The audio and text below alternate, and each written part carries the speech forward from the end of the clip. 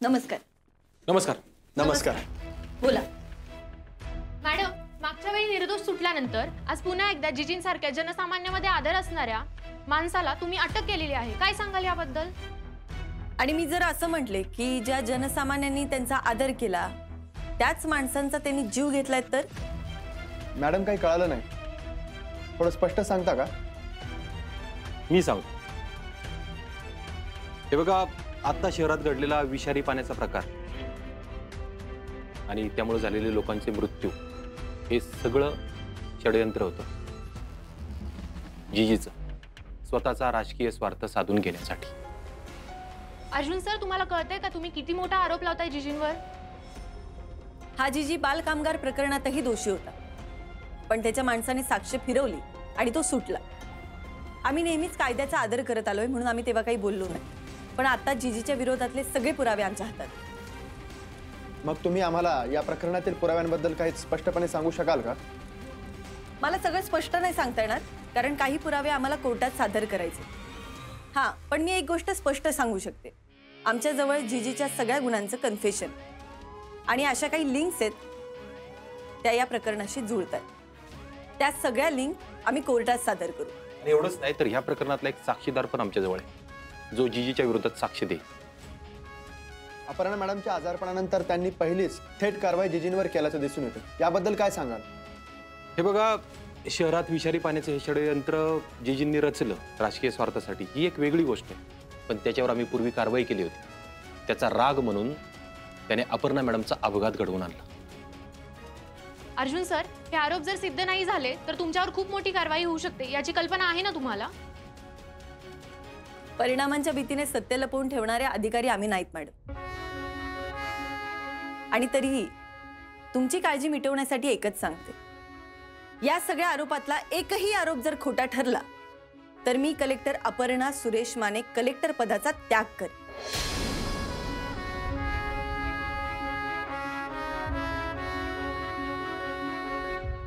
अजून काही? मॅडम, तपासाची पुढची दिशा? तपास पूर्ण झालाय सर, आता डायरेक्ट ऍक्शन घेणार होता. धन्यवाद.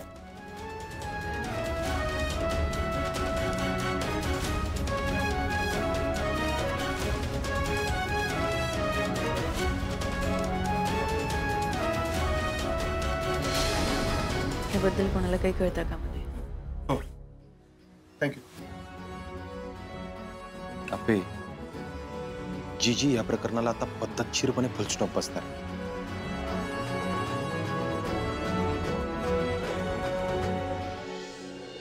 शहरात विषारी पाण्याचं हे षडयंत्र जीजींनी रचलं राजकीय स्वार्थासाठी ही एक वेगळी गोष्ट आहे, पण त्याच्यावर आम्ही पूर्वी कारवाई केली होती. त्याचा राग म्हणून त्याने अपर्णा मॅडमचा अपघात घडवून आणला. बघितलं, आपली शंका खरी ठरली. दीदीचा अपघात घडवून आणला गेला हेच खरं आहे. अरे पण एवढं काय वाईट केलं होतं दीदीनं की त्याचा जीव घ्यावा असं याला वाटलं? विना काका, ही जीजी सारखी राजकारणी माणसं अशीच असतात. यांच्या महत्वाकांक्षेच्या आड आलेल्या यांना नाही चालत, त्यासाठी ते वाटेल ते करतील. ह्या माणसाने एवढी लोक निर्दयीपणे मारलेत, मग अपर्णाचा अपघात घडवून आणणं काय अवघड होतं त्याच्यासाठी? हे बघा, मला अजूनही असंच वाटते की आपण त्याच्या नादी नको लागायला. अहो रुपालीताई, काय बोलताय तुम्ही? अहो अशा लोकांना चांगली शिक्षा झाली पाहिजे. हो रुपालीताई, अहो आधी मलाही भीती वाटत होती, पण आपण त्याला घाबरत राहिलो ना तर तो पुढे जाऊन काही करायला मागे पुढे नाही बघणार.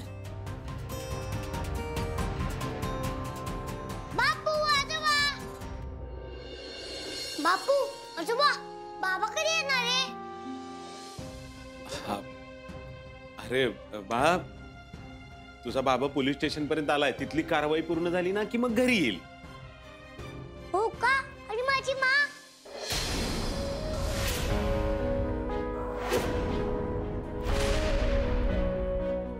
अरे बाळा, बाबा आल्याशिवाय कसं करणार ना आपल्याला? बाबा आले की मी तुला आवाज देतो, तुझा वर खेळायचा. ओके दिप्या मामा. दिप्या, अरे ते जीजीवर कारवाई झाल्यापासून अर्जुनचा एक फोन पण नाही रे आला. जरा विचार की त्याला फोन करून. होय, खरंच ते ठीक आहेत नाही विचारायला पाहिजे फोन करून. मी करतो.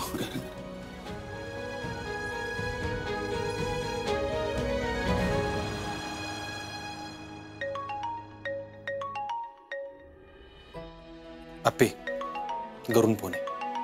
एक काम करू, इथलं झालं की डायरेक्ट घरी जाऊ. फोनवर स्पष्ट बोलता येणार नाही. बरोबर. बाळांनो, तुम्ही ठीक आहात ना? हो, पण आम्हाला आखीकडे जायचंय. हो, जाऊयात आपण. पण त्याआधी मला तुम्हाला एक गोष्ट सांगायची आहे. काय?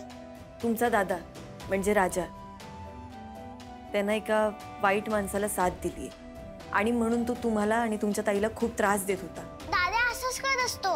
अक्कीला पण पैशांसाठी त्रास दिला त्यांनी. हो ना? मग त्याला शिक्षा व्हायला हवी ना. त्याला शिक्षा झाली ना तर तो तुम्हाला आणि तुमच्या ताईला त्रास द्यायचं बंद करेल. मग तुम्ही दादाला मारणार का? नाही, असं नाही. म्हणजे त्याला जी काही शिक्षा होणार आहे ते आम्ही नाही ठरवत. त्यासाठी मोठे लोक असतात. तुम्हाला तुमच्या अक्काला भेटायचंय ना? हो. चला आपण जाऊया. चला या. चल बाळ. अर्जुन फोन उचलत नाहीये. स्वप्नील सर, अर्जुन काहीतरी कामात असेल, कामाच्या गडबडीत असेल. असू द्या, करेल तोच फोन करेल. हो पण त्यांची खुशाली कळणार कशी आपल्याला बापू? अरे दिप्या, आपण बघितलं ना, अर्जुन कामात असेल, करल तो फोन. दिप्या, एक काम कर की अर्जुनला मेसेज कर आणि त्याला म्हणव दीपाला घेऊन घरी ये. अहो पण बापू, विनायकराव, दीपा आपली कुणी नसली ना तरी तिने सगळं चोख सांभाळलंय. अहो तुम्ही बघितलं नाही का मगाशी पत्रकार परिषदेत अगदी आप्यासारखी बोलत होती ती. हो, आपण निदान आभार तरी मानले पाहिजेत तिचे. खरंच दीपाच्या हिमतीचं कौतुक करायलाच हवं. अहो एवढे पत्रकार बघून कोणीही घाबरून गेलं असतं. हो, आपण त्या दोघांशी एकदा बोलून घेऊयात. अहो, तुम्ही त्यांना मेसेज करा ना.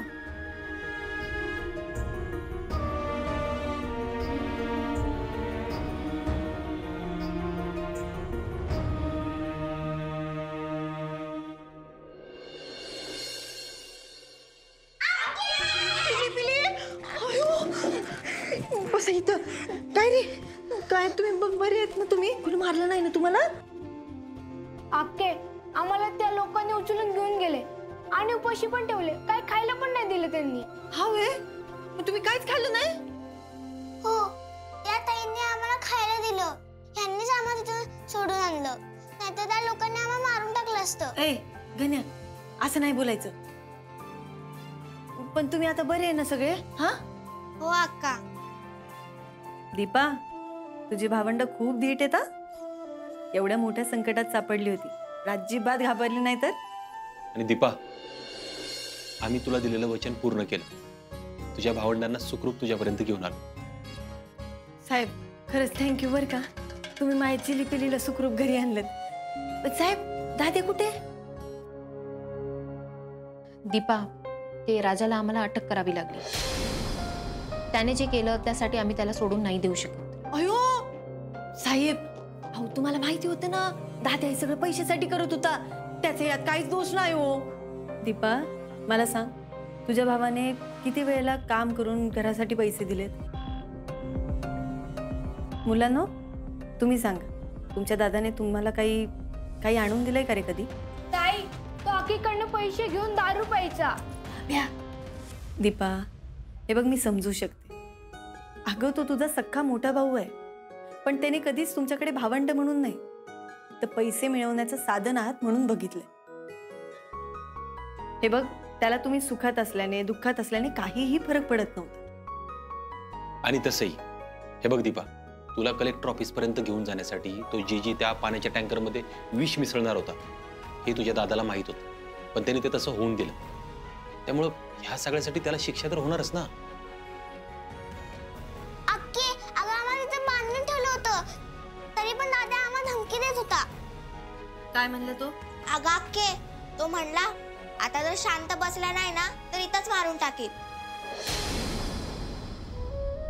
हे बघ दीपा, राजाला नक्कीच त्यांनी जो काही गुन्हा केलाय त्याची शिक्षा मिळेल, पण त्यानंतर तो तुमच्याशी नीट वागेल अशी आशा करूया आपण. आणि हे बघ दीपा, आम्ही हे जे काय सगळं केलंय ना ते फक्त आणि फक्त तुझ्या कुटुंबासाठी केले. तू प्लीज समजून घ्या मला. अगं अक्के, साहेब बोलतात ते बरोबर आहे. आता दादाला अटक झाली, आता तो इथून पुढे कधीच असं वागणार नाही. दीपा, हे बघ, तुला वाईट वाटत असेल ना तर खरंच आम्हाला माफ कर. आओ मॅडम, तुम्ही कुठे माझी माफी मागू राहिले? तुमचं बरोबरच आहे की. दादाच्या सगळ्या चुका मी त्याची बहीण म्हणून माफ करत होते, पण त्याच्यामुळे लय लोकांचे जीव बी गेलेत. हे मान्य करायला पाहिजे का नाही? मी मान्य केलंय ते, जाऊ द्या आता. बरं चला तर मग, आता सगळं ठीक होतंय. बरं मुलांनो, तुम्हाला काही भूक वगैरे लागली की नाही? हो काय हो, आत्ताच म्हणलात तर खाऊन आलंच म्हणून. अक्के, अगं कधी खाल्लं होतं आम्ही? आता आमचं पोट रिकामं झालं ना. तेव्हा तू बरं बरं, चला मग मी तुम्हाला खाऊ घालते. चला चला चला चला लवकर.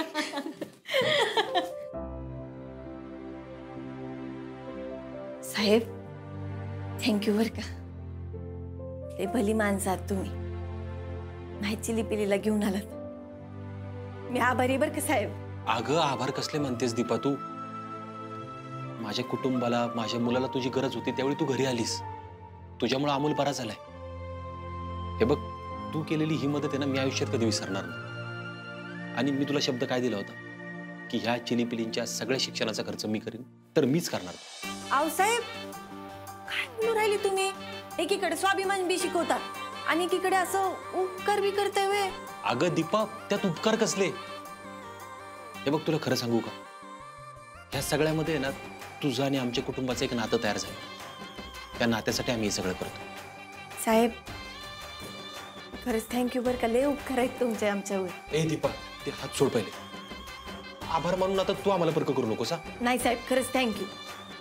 तुम्हाला काम करताना बघून आहे ना मीच लय गोष्टी शिकले बघ.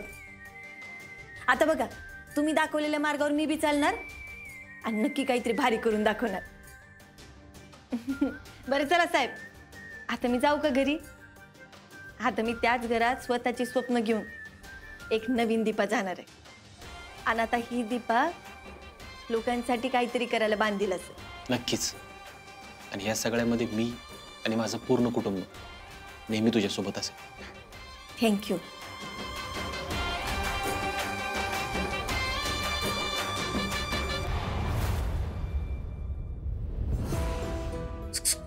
ए चिंचुके, ए काय काम आहे? बस तिकडे. चिंचुके ऐक ना, हे बघ, तुझ्या सरांना मॅडमला काय कळत नाही. तू तरी शाना बन. हे बघ, मला थोड्या वेळासाठी बाहेर जाऊन दिलंस का नाही? तू मागशील एवढी रक्कम मी तुला द्यायला तयार आहे. मागशील तेवढी रक्कम देणार होय? हो हो हो, इकडे ना.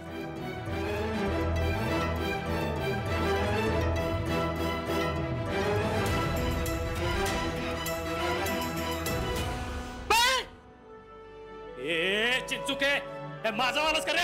ए अरे, पैसे तुझ्याकडे आहेत तरी पण इथं कितपत पडलायस ना? अरे माझी बायका बरोबर शासनाच्या पगारावर सुखात जगतात. ए चिंचुके, ऐक ना, हे बघ, परत एकदा विचार कर. तुला गोडीच सांगतोय, परत जर रिश्वत देण्याचा प्रयत्न केला तर कमरतनं ढिला करील आणि मग कोर्टात नेईल. अरे तुला जे मी पैसे देणार आहे त्यात काय काय करशील आयुष्यात? हा, एवढ्या तुटपंच्या पगारात काय होतं? अरे त्या पैशानं मला सुखाची झोप लागती. तुझ्यासारखं इथं पडून राहावं लागत नाही मला. अरे माणसं मारून कमावलेल्या पैशात माझी पोर सुखी राहतील का? हा, नको घेऊ. हे बघ, काय पण केलं तरी मी इथनं बाहेर सुटणार. बाहेर गेलो का नाही बदलाच घेणार आहे तुझा. ए अरे, तुझा कबुलीचा व्हिडिओ आहे ना, अख्ख्या गावभर फिरतोय. तू इथं आहे ना अजिबात बाहेर पडू शकत नाही, कळलं का तुला? चल बस. ए राजा, डोळा फुटला का काय तुझा? ए बस गप खाली. काय काय काय काय म्हणाला? खाली बस, आता दिन धापड.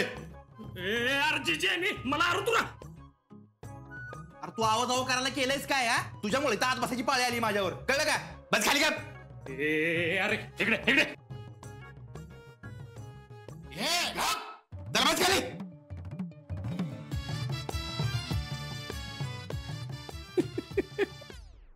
ह्या नोकरीत राहून चांगलं कळून चुकलंय मला. आजचा दिवस उद्यासारखा नसतो, म्हणून काम आहे ना ही प्रामाणिकपणेच करत राहिलं पाहिजे.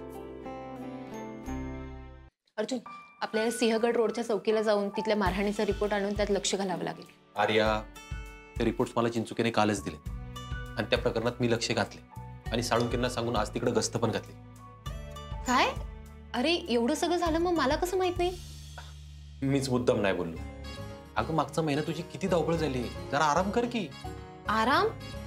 का बरं? अगं का म्हणजे काय आर्या, मी स्वतः तुझी धावपळ बघतीये. तू जर मला मदत केली नसतीस ना तर खरंच आपण जीजीपर्यंत पोहोचूच शकलो नसतो. खरे आर्या, मी तुला उगाच बोलत राहिलो, दोष देत राहिलो, पण तू आप्पीचा शोध घेत राहिलीस आणि म्हणूनच आज माझी आप्पी माझ्यासमोर अशी सुखरूप उभी. असं काही नाही अर्जुन. हे बघ, अपर्णा मॅडमने काही ना काही मार्ग नक्कीच काढला असता.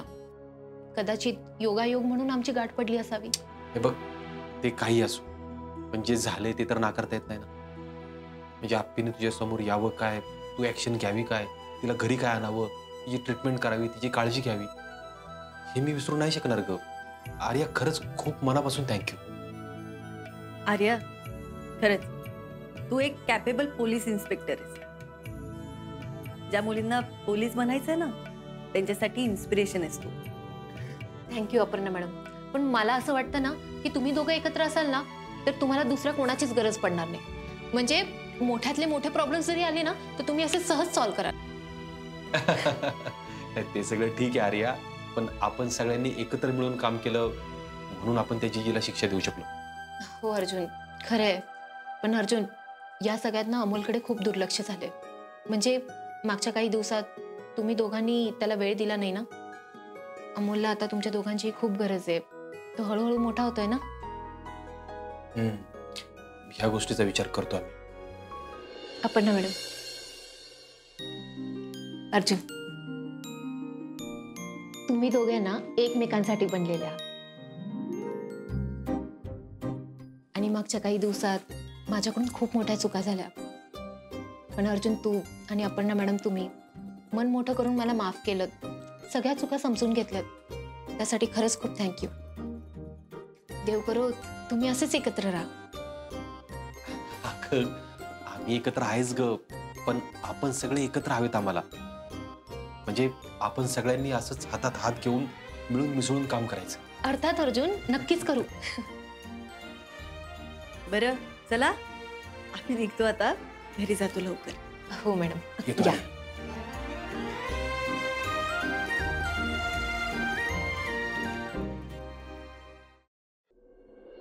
खूप वेळ लागला नाही अर्जुनला यायला. हो ना सर, आपण कधीची वाट बघतोय त्यांची. अमोल बाळा, अरे तू का नाराज होतोयस? बापू, कधी येणार माझी माँ? अरे अमोल, तुझी माँ नक्की येणार. हे बघ, तुझ्या बाबाने तुझ्याकडून वेळ मागून घेतला होता की नाही? दीपा इथं होती तोपर्यंत त्यानं माचा नक्की शोध घेतला असेल. माँ नक्की येणार बाळा. बापू, एवढे दिवस अमोलनं खूप धीरानं घेतलं. हो, आणि आता अर्जाची चूक आहे. आता आप्पी सापडना म्हणून तिच्यासारखी दिसणारी मुलगी कोण घरात घेऊन येतं का? बाबा, अहो दाजी काय करणार होते त्यावेळेस? अहो, दीदीला शोधण्याबरोबर त्यांना आपली काळजी पण घ्यायची होती. अमोल सारखा नाराज असायचा. आपण सगळे काळजीत असायचो, त्यामुळे दाजीने निर्णय घेतला असेल. खरंय, अर्जुननं जबाबदारीच्या कारणानं हे सगळं केलं असं. मला काय त्याचं वागणं पटलेलं नाही. विनायकराव, आपण अर्जुनला थोडंसं समजून घेतलं पाहिजे का नाही?